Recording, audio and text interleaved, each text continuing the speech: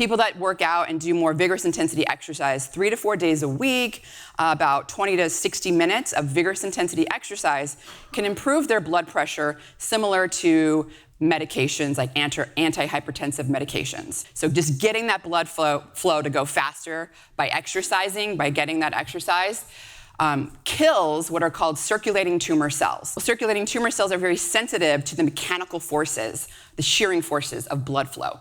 And they can't handle the stress like our normal cells can, and they die. Older adults that engaged in resistance training 1 to 3 times a week for about 8 to 18 weeks could recover their strength that was basically lost over years of just being inactive. Hi, CrossFit. So today we're going to be talking about how to maximize your health span, and I'm going to focus on 3 really important lifestyle behaviors. We're going to talk about exercise, we're going to talk about the strength of resistance training, and the power of deliberate heat exposure. That's my disclosure. So focusing on exercise, it's going to be really vigorous exercise. We're going to talk about the importance of vigorous intensity exercise, going like 80% max heart rate or more. We're going to talk about the brain benefits. We're going to talk about cardiovascular benefits, cancer a little bit, exercise snacks. Then we're going to get into some muscle biology a little bit, the importance of protein, resistance training, and then into deliberate heat exposure and sauna and how that can synergize with both exercise and also with resistance training. So let's start with the vigorous exercise. So cardiorespiratory fitness is probably one of the most important biomarkers that we can measure via VO2 max, so maximal oxygen uptake during maximal exercise. That really indicates our fitness levels, right? But it also is probably one of the most important indicators of longevity. And there's been studies that have shown probably the most important, I would say, the maximal benefits you get from improving your cardiorespiratory fitness go from if you're below normal and you go anywhere above that. So if you're a below normal VO2 max and you go just to normal, you're getting about a 2.1 increase in life expectancy. If you go below normal to high normal, which is about where half the population lies, then you're getting a almost 3-year increase in life expectancy. And then if you go to like more of an elite level, so you're getting into like above the upper limit, that's a 5-year increase in life expectancy compared to where you were when you were below normal. And about each unit increase in your VO2 max is associated with a 45-day increase in life expectancy. And there was a really important study published in JAMA journal. This was like in 2018, and there's now been a couple of papers since then. But I really liked this study because it really sort of showed that there wasn't an upper limit on the longevity benefit of improving your VO2 max. And so people that were in the elite group of VO2 max, so we're talking like the top 2.1%. Those people had a 80% lower all-cause mortality compared to people that were in the lower, I would say, basically the lower 20% or so VO2 max. So if you were not the elite, but like just you still are really fit, you had a high VO2 max, you had great cardiorespiratory fitness, you still had a 20% increase in all-cause mortality compared to the elite athletes, like the people that had the really good VO2 max. So there seemed to really be a benefit at every level. But what was so interesting about this study was that people in that low fitness group, they had a low VO2 max, their risk of death and all-cause mortality was similar to having diseases like type 2 diabetes, cardiovascular disease. It was similar to smoking. I mean, these things that everyone focuses on, these disease states that everyone focuses on, and we know they're bad, we know they decrease life quality, they decrease lifespan, but what people don't focus on is how not being physically fit, not having a good cardiorespiratory fitness is almost like having one of those diseases. And I really think that puts it into perspective, how important VO2 max is for longevity. So how do you improve your VO2 max? How do you improve your cardiorespiratory fitness? Well, aerobic exercise is definitely one of the best ways to do that. What type of aerobic exercise? I think it's pretty clear that high-intensity interval training is one of the best ways to improve your VO2 max. And particularly when you do longer intervals, yes, you can improve your cardiorespiratory fitness with any type of aerobic exercise, particularly if you're starting from being sedentary and then going up, right?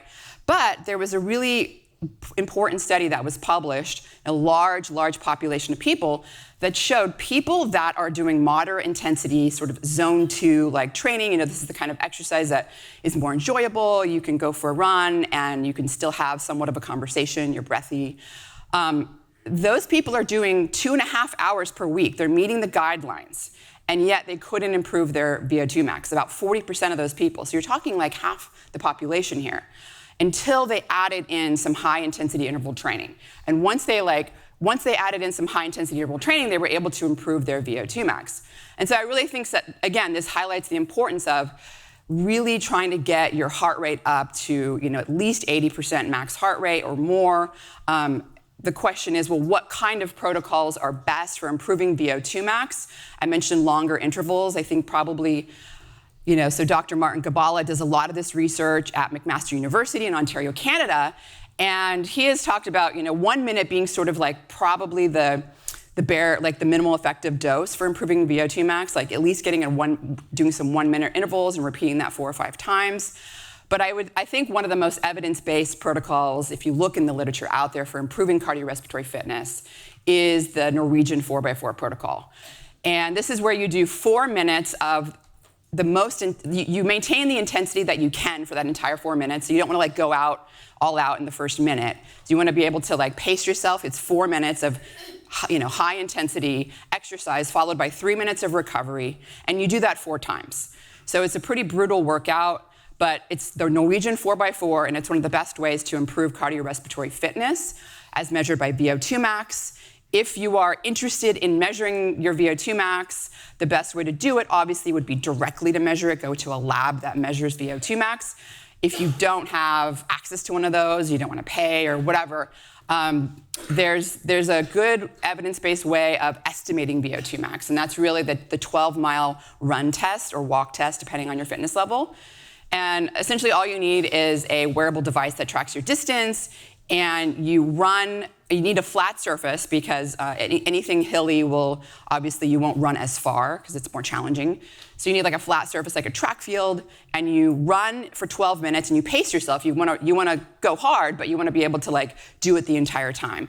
And then there's an equation you can look up, 12-minute run test equation, VO2 max, and it's the distance, and this whole equation will give you a really good estimate of your VO2 max for anyone that's interested in sort of seeing how their training affects their VO2 max.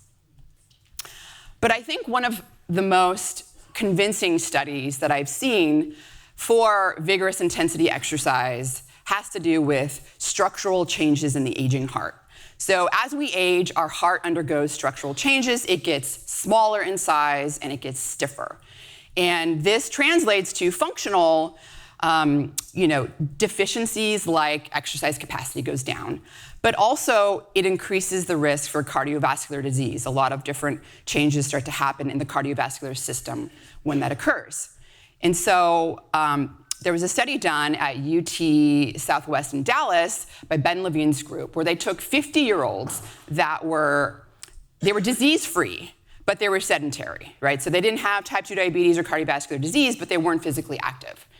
And they put them on one or two different exercise protocols. One that was the control group, which was more like a stretching, a little bit of a body weight, training. It wasn't high intensity. They weren't really getting the heart rate up. A little more like yoga-ish type of workout. And the other group did that, but they also had a high intensity, vigorous exercise workout program. And this was a 2-year intervention study. And so the first 6 months was like a progressive building up their endurance. And once they got to the 6-month mark, most of these people were doing about 4 to 5 hours a week of training, and a good portion of that time was spent in what's called your maximal state, exercise state, where they were doing 20 to 30 minutes a day of maximal intensity exercise, not maximal intensity, but steady state. So they were able to basically maintain the maximal amount of intensity they could for 20 or 30 minutes. So it was vigorous. They were going 75, 80% max heart rate. They also did the Norwegian 4x4 protocol once a week. And after those 2 years, the structural changes in their heart reverted back almost 20 years. So their hearts got like more malleable, and they got larger, and it was like looking at a 30-year-old heart, and these were 50-year-olds. And so, I mean, to me, it was just so astounding that you could get structural changes in the heart, essentially is reversing the aging heart by just about 20 years from doing this vigorous intensity exercise protocol in 50-year-olds that were sedentary. And there's also blood pressure, I would say drug-sized blood pressure improvements with blood pressure with vigorous intensity exercise. So there's been a variety of randomized controlled trials and meta-analyses of these trials that have found people that work out and do more vigorous intensity exercise 3 to 4 days a week, about 20 to 60 minutes of vigorous intensity exercise can improve their blood pressure similar to medications like anti-hypertensive medications. And high blood pressure is not just a risk factor for cardiovascular disease. It's now been established that it's one of the most important early risk factors for dementia and Alzheimer's disease. So the fact that you can comparably get these improvements in blood pressure like you would get with a pharmaceutical drug is also, I think, extremely encouraging, right? Let's continue. So I want to shift gears just for a minute and get into some of the brain benefits. We'll get to questions at the end. So I think probably one of the most convincing reasons to get your heart rate up high, when I say high, I mean 75, 80% max heart rate, to do that is from brain benefits. And that largely has to do with something called lactate, which probably many of you are familiar with. So when you force your muscles to work so hard that you can't get oxygen to them fast enough to make energy, they have to adapt, right? And they use glucose as energy without the mitochondria, which is generally how you're making energy. And as a byproduct of that, you're churning out lactate, which was thought to be this sort of metabolic byproduct. It turns out it's much more than that, and so lactate gets into circulation, and it's taken up by other tissues, including the muscle, the brain, the heart, liver, and it's used as energy in those tissues, so it's a very energetically favorable source of energy. It's actually easier to make energy from lactate than from glucose. So it takes less energy to make energy from lactate than glucose. But also, it acts as a signaling molecule. It's a way for your muscles to communicate with other parts of your body because when you're exercising, it is a stress on the body. And so adaptations happen, right? When you're working your muscles hard, you can increase muscle hypertrophy. These adaptations happen, cardiovascular improvements, you're getting increases in stroke volume, cardiorespiratory fitness improvements. Well, the brain also works really hard during exercise, and so lactate is communicating with the brain, and there's many benefits to having lactate go into the brain, and one of those is that it signals to the brain to make something called brain-derived neurotrophic factor, or BDNF. And what this is a growth factor that is involved in increasing new neurons inside the hippocampus and other regions in the brain, but mostly the hippocampus, which is important for learning and memory. And there's been intervention studies showing that aerobic exercise after older adults that do it for 2 years increase their hippocampal volume by like 2%. So it increases neurogenesis, but it also is important for neuroplasticity. This is the way your brain adapts and is able to adapt to the changing environment and still function. It plays a big role in depression. People that are depressed have a very low level of neuroplasticity, and so they have a hard time adapting to the changing environment, and that causes depressive symptoms. So brain-derived neurotrophic factor is like amazing for your brain. You want more of it, and high intensity exercise is the way to get more of it. Lactate also signals to the brain to make neurotransmitters like norepinephrine and serotonin. These studies have been done in humans. Lactate, again, made from muscles. When you're forcing your muscles to work hard, when you're going high intensity, crosses over the blood-brain barrier, and your brain is working hard during exercise, and so lactate is fueling that your brain function during exercise, but it's also increasing things like norepinephrine, which is involved in focus and attention, serotonin, and there have been studies showing that even 10 minutes of a high-intensity interval training workout can improve cognition, improve mood. I mean, it's just really easy to get those improvements in just a short amount of time by just getting after it pretty hard.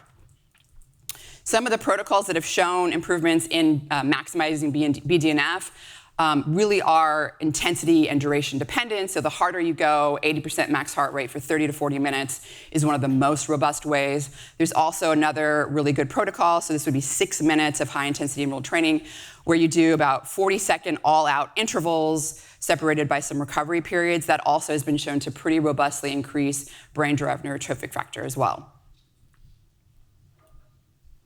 So I just wanted to spend just a second talking about some of the anti-metastatic effects of vigorous intensity exercise. Most of us here know that exercise is one of the best things you can do to prevent cancer, but also as an adjunct cancer treatment. Many different ways that's occurring, but one interesting way that most people don't know about is through the shearing forces of your blood flow. So just getting that blood flow to go faster by exercising, by getting that exercise, kills what are called circulating tumor cells. These are tumor cells that have escaped a primary site of the tumor, get into circulation, and they go and try to travel to other tissues and take camp there and metastasize. Well, circulating tumor cells are very sensitive to the mechanical forces, the shearing forces of blood flow, and they can't handle the stress like our normal cells can, and they die. And so I just think that's a really interesting way to think about it because it's like, oh yeah, I need to get my blood flow up. I need to get my heart rate going and my blood flow up, and that is something that has an anti-metastatic effect. And there's studies that have shown, obviously aerobic exercise, and the higher the intensity of the exercise, it can reduce the amount of circulating tumor cells in people with cancer, like colon cancer. Circulating tumor cells in people with cancer it's an indicator of bad outcomes. So they have a 4 times higher mortality risk than people without them. And people that engage in aerobic exercise have improved outcomes. They have better reduction in disease recurrence and also in mortality. So I want to shift gears for a minute and talk about exercise snacks. So we're going to talk about improving metabolic health, but also longevity. And exercise snacks, it's kind of a broader term, but it really can refer to either a deliberate sort of type of exercise that you do for 1 minute, 2 minutes, 3 minutes. And this is anything from burpees to squats. You can do high knees. You can do, there's a variety of different things that you can do to get your heart rate up really high in a short period of time. And we're talking at least 75% max heart rate. And there's studies showing that there's a real metabolic benefit to even doing a minute or two of this exercise snack type of exercise. And that, again, comes down to lactate. Lactate, you're forcing your muscles to work really hard.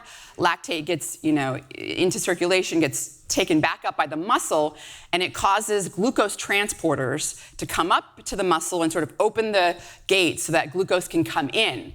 And, so this really improves blood glucose levels. And there's been a lot of studies looking at this, particularly in people with type 2 diabetes, doing exercise snacks around mealtime. So anywhere between 30 minutes to an hour before, after a meal, can really dramatically decrease the postprandial glucose response and improve blood glucose levels. Now, sure, that's important for people that are metabolically dysregulated, people with type 2 diabetes, but who doesn't want to improve their postprandial glucose response? I mean, that's part of what makes you feel sleepy and reduces mental clarity after a meal. So timing these exercise snacks around meals is a great and sort of easy way to improve your blood glucose levels as well, and it's pretty easy to do.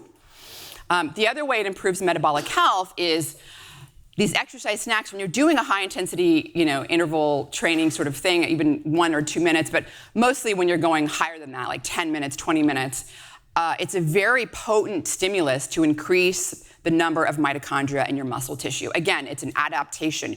You are forcing your muscles to work so hard that they can't use their mitochondria because oxygen can't get there fast enough, and so they're forced to make energy another way. But your muscle is smart. It's like, oh, I need to adapt so that the next time I'm working hard, I can use my mitochondria. And the way it adapts is by making new mitochondria. It's called mitochondrial biogenesis. And high-intensity interval training is one of the best ways to increase mitochondrial biogenesis in skeletal muscle. Again, lactate plays a role in that because lactate is that signaling molecule. It increases a protein called PGC1 alpha that regulates mitochondrial biogenesis. Exercise snacks have also been associated with improved longevity. So there's another type of exercise snack that's a little bit more of taking advantage of like everyday situations. It's called vigorous intermittent lifestyle activity. And these types of exercises are like, let's say you work on the fourth floor of some office building. So rather than just walking up the stairs every day, which is better than taking the elevator, you sprint. Or let's say you walk to your office. Well, rather than just walking, you interval walk or you sprint there. You do some sort of interval where you're getting your heart rate up. So there have been multiple studies showing that doing 1 to 2 minutes of vigorous intensity exercise. So these large studies, people are wearing wearable devices, and so researchers are getting their data, their heart rate data, and able to measure something and identify people that are getting their heart rate up, right? And so people that do 1 to 2 minutes of vigorous intensity exercise a day, 3 times a day, had about a 40% reduction in all-cause mortality, so that's dying from all like non-accidental causes of death, and a 50% reduction in cardiovascular-related mortality, which is like the #1 killer in most developed nations. So this is, again, just 1 to 2 minutes 3 times a day, where you're doing those exercise snacks. It adds up. It's beneficial, and clearly it's making an effect in people's lives. And these benefits were also found in people that identified themselves as non-exercisers. In other words, they don't like go to the gym. They're not taking time to like deliberately engage in a sort of exercise routine, and they still have these benefits. So how do you implement exercise snacks in your day? Why would you want to? Well, there's evidence out there that just being sedentary. So like right now, we're all sedentary. You're sitting. Well, you guys are. I'm not. Yeah, you're sitting in your chair. You've been in here for about an hour or so. That is sedentary time. When you're sitting at your desk at your computer for 6 hours or whatever, fill in the blank time. Even though you're going to go to the gym later, or maybe you went earlier, that time that you're sitting is sedentary. And being sedentary is an independent risk factor for cancer. So there is reason to kind of break up your sedentary time with exercise snacks. And again, these would be like a deliberate sort of thing that you can do. So I think that maybe if we all just kind of stand up for a second, and we're gonna do high knees, because I feel like that's like the easiest thing to do, right? Like there's enough space for that. Like I don't think we can do burpees right here. All right.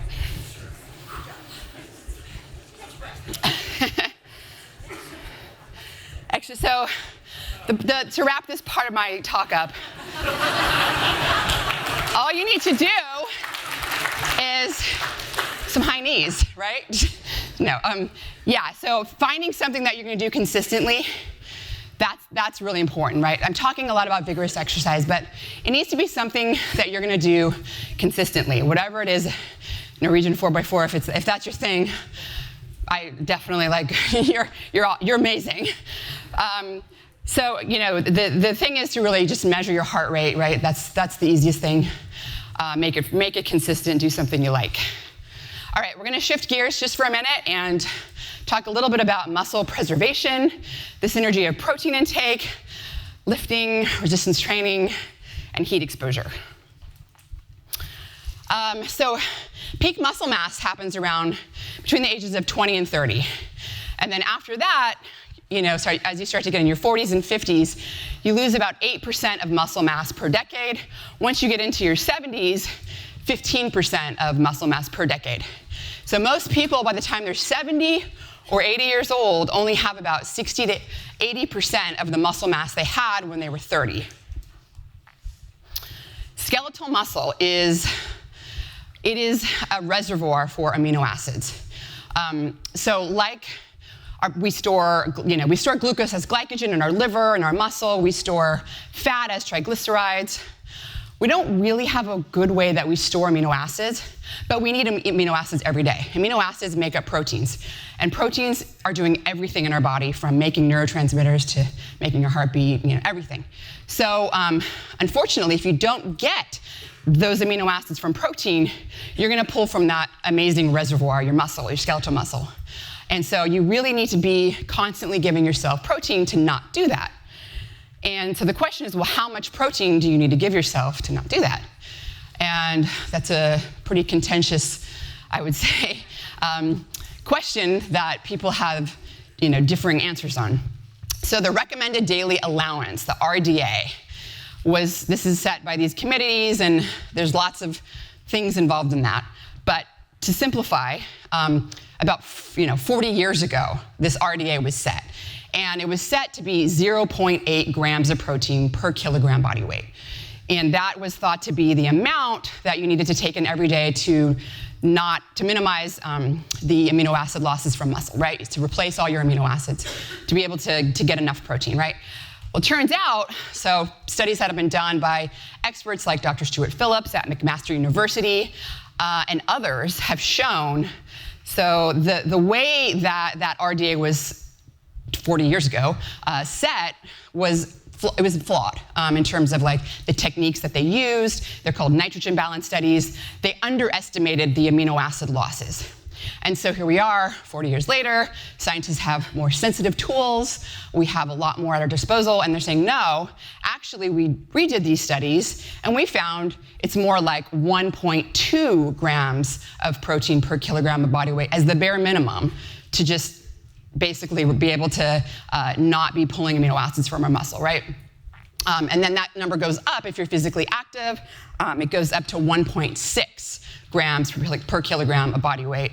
And then there's the elite level, you can go up even further than that. But I think the bottom line here is that the RDA is too low, and there's a lot of scientific consensus in terms of people that are experts in that field that are saying, no, we need to boost that up.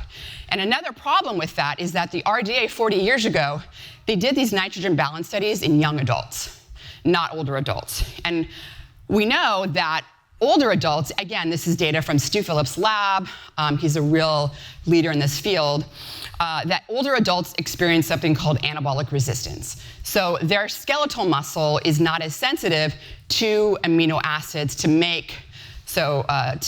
increase skeletal muscle protein synthesis. So he's done studies where he's found that actually older adults, they can prevent their atrophy by taking in 1.2 grams of protein per kilogram body weight versus the RDA, which is 0.8. So all the more reason to increase that, that RDA to 1.2 grams per kilogram body weight. Obviously, the less muscle mass you lose, the less frail you're going to be, and those studies have also been done. The more muscle mass, less frail, less likely to, fall and break something, fracture risk, and all that. So important to improve and increase that RDA. Just as a quick aside, because we're talking about anabolic resistance, I just want to bring omega-3 in there. So Chris McGlory, he's at Queen's University, trained with Stu Phillips, and when he was training with Stu, he found that high-dose omega-3, so anywhere between 4 to 5 grams, could basically blunt the disuse atrophy that occurs by 50%. And this was in younger adults, not in older adults. But it's just really, so there's been some subsequent studies since then. This is really a growing field. It's really in its infancy. But Chris and some other people believe that partly what's happening is omega-3s are sensitizing skeletal muscle to amino acids. So this is independent of its anti-inflammatory effects. And that's also, it's important to note here that the studies that they're doing, they preload people with high-dose omega-3 for about 1 month, because it takes about 1 month for omega-3s to accumulate in cell membranes, including in your skeletal muscle cell membranes. So that, I think, is also really an interesting thing. It's a growing field. Like I said, there have been meta-analyses looking at muscle mass in older adults taking omega-3 supplements, and if the doses are high enough, so at least 2 grams, so these are meta-analysis of multiple randomized controlled trials, there is an improvement in muscle mass, and also there's some functional improvements as well. But the dose had to be at least 2 grams. For doses less than that, there was really no effect. Again, you'll find conflicting data in the literature, so it really depends on the protocol that's used. So we're talking about muscle mass, but strength actually fades faster with age. So reductions in muscle strength can happen. So in men, they start to lose 3 to 4% in strength, as they get older. Women are about 2.5 to 3%, and this can lead to functional issues, slow walking. You start to lose independence. You get increased, fracture risk, frailty, and then all those things sort of add up to a, higher risk of death. So resistance training is one of the best ways to not only increase muscle mass, but also muscle strength.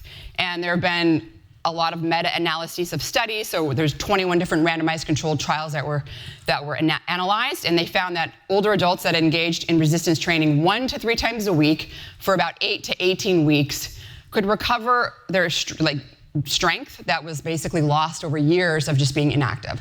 So in other words, just doing 8 weeks of resistance training, 1 to 3 days, right? 1 to 3 days, they could recover losses in strength from years of being inactive and sedentary. And strength is a lot easier for older adults to get those gains. They still can get gains in muscle mass as well, but the strength is something that's very encouraging as well, because the functional decline is something that's very important. And so if they can get those strength gains back, it's also going to improve their quality of life and also reduce their mortality risk. So how much do you have to lift? Well, this is also very encouraging for older adults. Again, Stu Phillips pioneered these studies, first in untrained individuals, where he showed that people could lift lighter weights and get the same gains in muscle mass and strength as people lifting heavier, as long as the volume was enough, as long as the effort was put in and they're basically getting fatigued. And then Brad Schoenfeld went on to show this also in trained people, so it wasn't just a newbie effect. And now it's, I think, becoming a little bit more clear that you don't have to lift heavy to get gains in muscle mass and muscle strength.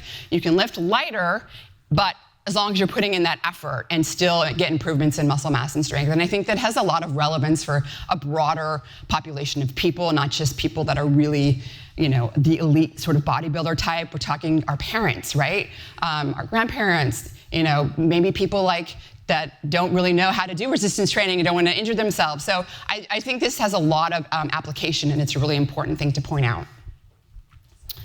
Okay, for the last part of my talk, I just want to talk about deliberate heat exposure and how we're just going to focus on a couple parts of this. We're going to talk about how it can synergize with what we've been talking about today, cardiorespiratory fitness, muscle mass. So engaging in deliberate heat exposure from something like a sauna or even hot tub, hot bath, there's a lot of physiological adaptations and effects that happen that are very similar to aerobic exercise. And those things are like increased heart rate.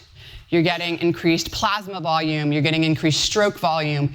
You are getting hot. Your core body temperature is elevating, so you sweat to kind of cool yourself down.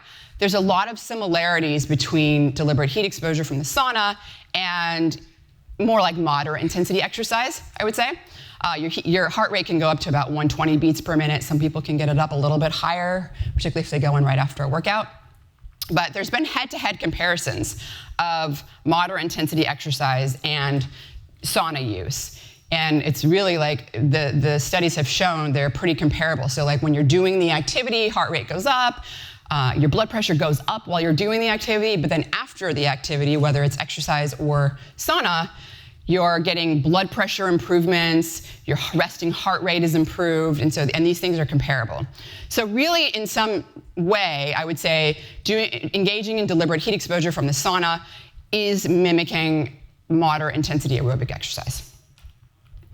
And there have been observational studies and some intervention studies we'll talk about in a second, but observational studies looking at people that are, and this is in Finland where saunas are pretty ubiquitous and most people are using them. So people in Finland that have a sauna, are using sauna, and they exercise, have a better cardiorespiratory fitness than people that exercise alone. And we're talking about same volume of exercise. And these people, the ones that do that, but also sauna, had a better cardiorespiratory fitness than people that only engaged in exercise.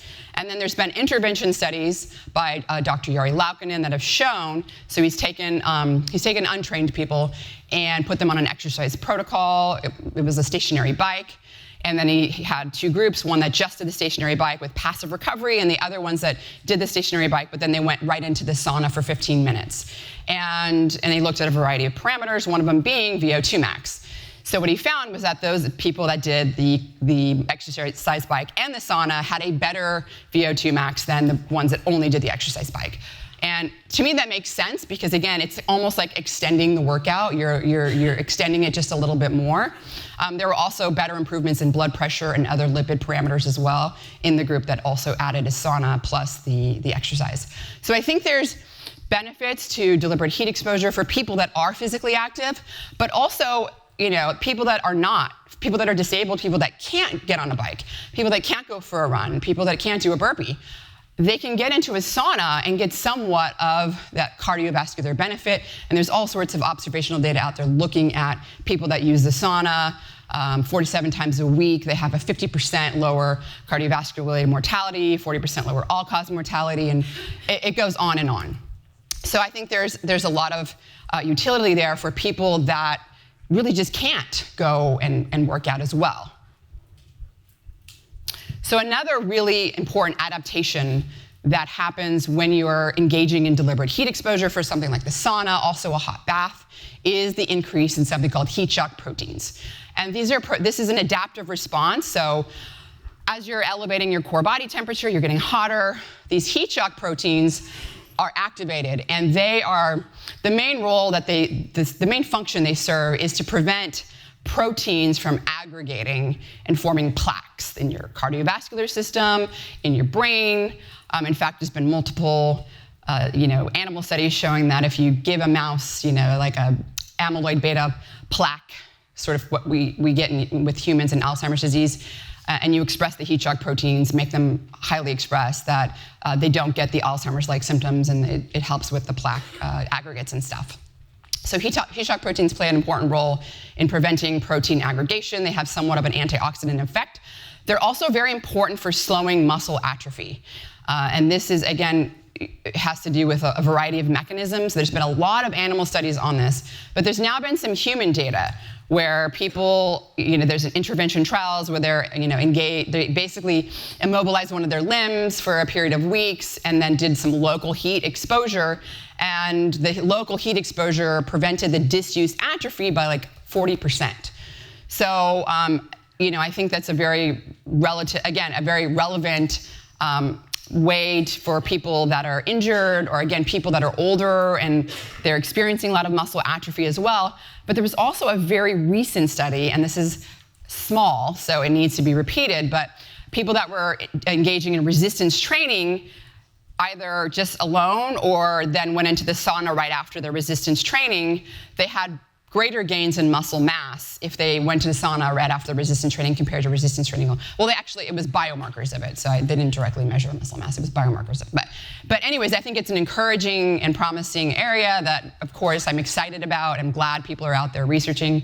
But it's another possibility for a synergy between resistance training, between vigorous intensity exercise, your exercise program, and then engaging in deliberate heat exposure as well.